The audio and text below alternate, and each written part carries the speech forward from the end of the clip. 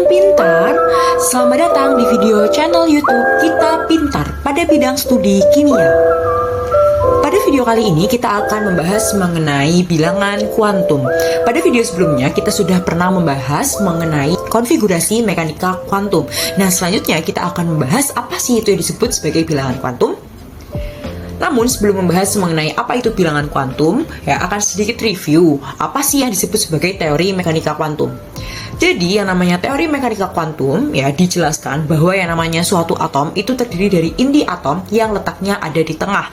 Kemudian di sekeliling inti atom itu ada elektron-elektron yang tersebar. Nah, kalau pada teori Bohr untuk teori sebelum mekanika kuantum itu dijelaskan bahwa yang namanya suatu elektron itu kan tersebar pada suatu kulit-kulit. Jadi ada kulit pertama, kulit kedua, dan seterusnya. Nah, setiap elektron yang menempati kulit-kulit tersebut dalam satu kulit itu dianggap memiliki tingkatan energi yang sama. Nah, hal tersebut berbeda pada teori mekanika kuantum. Kalau pada teori mekanika kuantum suatu elektron dalam satu kulit kita tidak bisa tahu jelas di mana letak elektron berada. Kenapa bisa tidak diketahui jelas letaknya ada di mana? Karena ternyata suatu elektron itu bisa memiliki tingkatan energi yang berbeda-beda ketika dalam satu kulit, sehingga adanya daerah kebolehjadian menemukan elektron karena kita tidak bisa tahu jelas letak elektronnya itu berada di mana. Nah, lalu apa sih yang disebut sebagai bilangan kuantum?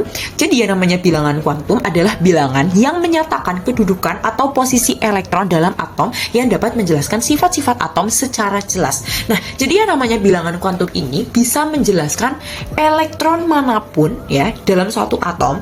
Kita bisa tahu nih elektronnya itu letaknya ada di mana, posisinya ada di mana, dan memiliki karakteristik yang seperti apa kita bisa ketahui.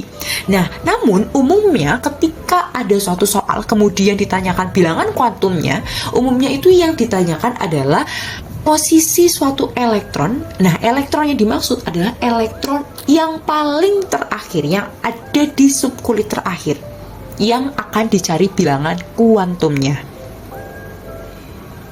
Nah, untuk bilangan kuantum nanti kita akan membahas 4 hal. Yang pertama ada bilangan kuantum utama, bilangan kuantum azimut, bilangan kuantum magnetik, dan yang terakhir ada bilangan kuantum spin. Yang pertama, bilangan kuantum utama. Apa itu bilangan kuantum utama? Jadi, bilangan kuantum utama ini akan menjelaskan mengenai tingkat energi utama atau orbit elektron yang terdapat pada atom. Dimana, kalau misalkan pada Bohr, orbit atau kulit elektron itu dimulai dari K, L, M, N, dan seterusnya. Sehingga kita bisa tahu nih, bahwa yang namanya bilangan kuantum utama atau yang dilambangkan sebagai N ini merupakan kulit dari suatu elektron berada. Contohnya di sini ada unsur klor dengan nomor atom 17. Kalau kita tuliskan konfigurasi yang berdasarkan Bohr itu ada 287 dengan kulitnya berarti ada KLM. Nah, bilangan kuantum utama atau N ini dilihat dari jumlah suatu kulitnya. Nah, kulitnya itu kan berhenti di elektron terakhirnya yaitu 7. Nah, elektron terakhir 7 elektron itu letaknya ada di kulit ketiga. Berarti nanti nilai N-nya adalah sama dengan 3. Nah, kemudian contoh untuk klor dengan nomor atom 17 ini mencari bilangan kuantum utamanya tapi menggunakan konfigurasi mekanika kuantum. Maka kita tuliskan dulu untuk konfigurasinya. Ada 1s2, 2s2, 2p6, 3s2, 3p5. Nah, untuk konfigurasinya cara penulisannya bagaimana? Silahkan bisa dilihat pada video konfigurasi mekanika kuantum. Nah, di sini nanti yang dilihat sama, yaitu yang ada di kulit terakhirnya. Terakhir kali kita menuliskan elektronnya, yaitu ada di 3p5. Nah, berarti nanti untuk bilangan kuantum utamanya dilihat pada angka 3-nya. Berarti nanti nilai N-nya itu sama dengan 3 karena nilai N itu menunjukkan kulit. 3p5 itu kan berarti kan 3-nya adalah kulitnya, P adalah suborbitalnya, 5 itu adalah jumlah elektronnya. Berarti nilai bilangan kuantum utamanya atau N-nya adalah sama dengan 3. Lalu kalau bilangan kuantum azimut itu apa? Bilangan kuantum azimut ini dilambangkan sebagai L dan menjelaskan mengenai keberadaan elektron berada di subkulit elektron dalam suatu atom seperti S, P, D, F. Jadi yang namanya bilangan kuantum azimut ini menjelaskan elektron itu letaknya ada di subkulit mana. Tapi nanti kita tidak bisa menuliskan langsung S, P, D, F saja. Lalu akan dituliskan seperti apa? Nah, subkulit itu kan ada S, P, D, F, di mana nanti nilai bilangan kuantum azimutnya itu dimulai dari S yaitu 0, P itu 1, D itu 2, F itu adalah 3. Nah, misalkan di sini ada klor 17. Nah, dengan konfigurasi yang sama kayak tadi, berarti untuk nilai bilangan kuantum azimutnya nanti dilihat pada elektron yang paling terakhir diisi, yaitu 3p. Berarti nanti untuk nilai L-nya atau bilangan kuantum azimutnya adalah sama dengan 1. Berikutnya ada bilangan kuantum magnetik. Bilangan kuantum magnetik atau yang dilambangkan M ini menjelaskan mengenai orbital khusus yang ditempati elektron pada suatu subkulit. Nilai dari bilangan kuantum magnetik ini akan ditentukan dari harga yang ada di bilangan kuantum azimut dengan rentang angka yaitu satuan bulat. Jadi dari mulai min L sampai plus L. Nah, maksudnya bagaimana? Pada bilangan kuantum magnetik atau M nanti pada setiap subkulit itu memiliki jumlah orbital yang berbeda-beda, di mana untuk subkulit S dengan L0 itu memiliki nilai bilangan kuantum magnetik itu 0. Kenapa 0? Karena dia hanya memiliki jumlah orbital 1. Nah, jumlah orbital 1 itu bisa dituliskan 0. Kemudian kalau P ya, maka L-nya 1 dan bilangan kuantum magnetiknya ya itu adalah ada min 1, 0 atau plus 1. Nah, di sini dikarenakan jumlah orbital pada subkulit P itu adalah 3. Kemudian pada subkulit D itu memiliki L2, dia memiliki bilangan kuantum magnetik min 2, min 1, 0, plus 1, dan plus 2. Itu dikarenakan bilangan kuantum magnetik pada D itu ada 5. Kemudian untuk subkulit F itu bilangan kuantum azimutnya itu ada 3 dengan M min 3, min 2, min 1, 0, plus 1, plus 2, dan plus 3. Nah, untuk jumlah orbitalnya bisa digambarkan seperti yang ada di tabel paling kanan ini ya. Nah, lalu untuk mencarinya bagaimana? Di sini contohnya masih sama menggunakan klor dengan nomor atom 17, konfigurasinya seperti ini. Nah, bilangan kuantum magnetik atau M itu nanti bisa dilihat pada suborbital terakhirnya, yaitu ada 3p5, berhentinya di P. Nah, kita tadi bisa tahu jumlah orbital P itu jumlahnya ada 3 orbital, atau orbital tadi kan digambarkan dalam bentuk kotak-kotak. Berarti nanti kita gambarkan kotaknya jumlahnya ada 3, karena di situ berhentinya di P. Karena di sini jumlah kotaknya ada 3, kemudian dilihat 3p5. 5 itu berarti jumlah elektronnya. Setelah itu nanti kita gambarkan elektronnya. Namun sebelum kita menggambarkan elektronnya, jangan lupa dituliskan macam-macam bilangan kuantum magnetiknya, di mana penulisan bilangan kuantum magnetik itu seperti penulisan garis bilangan, yang di tengah itu 0, sisi kanan itu plus 1, sisi kiri itu adalah min 1.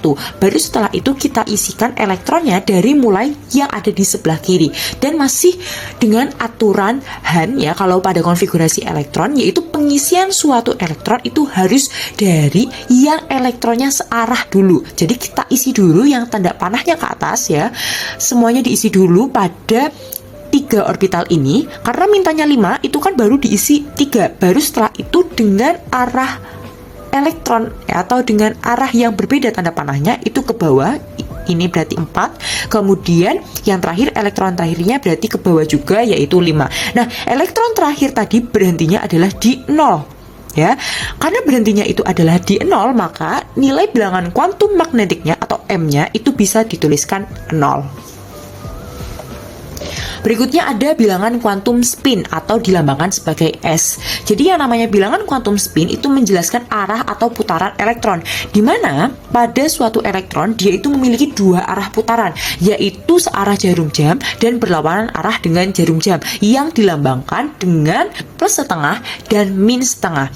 Di mana lambang plus setengah dan min setengah ini ya, arah putarannya itu berarti nanti ada 2, yang tanda panahnya ke atas dan satunya lagi ada yang tanda panahnya ke bawah. Yang tanda panahnya ke atas itu dilambangkan dengan plus setengah, sedangkan yang tanda panahnya ke bawah itu dilambangkan dengan min setengah. Contohnya di sini tadi masih menggunakan klor 17, konfigurasinya sama. Nah, untuk menuliskan bilangan kuantum spin itu lihatnya dari mana?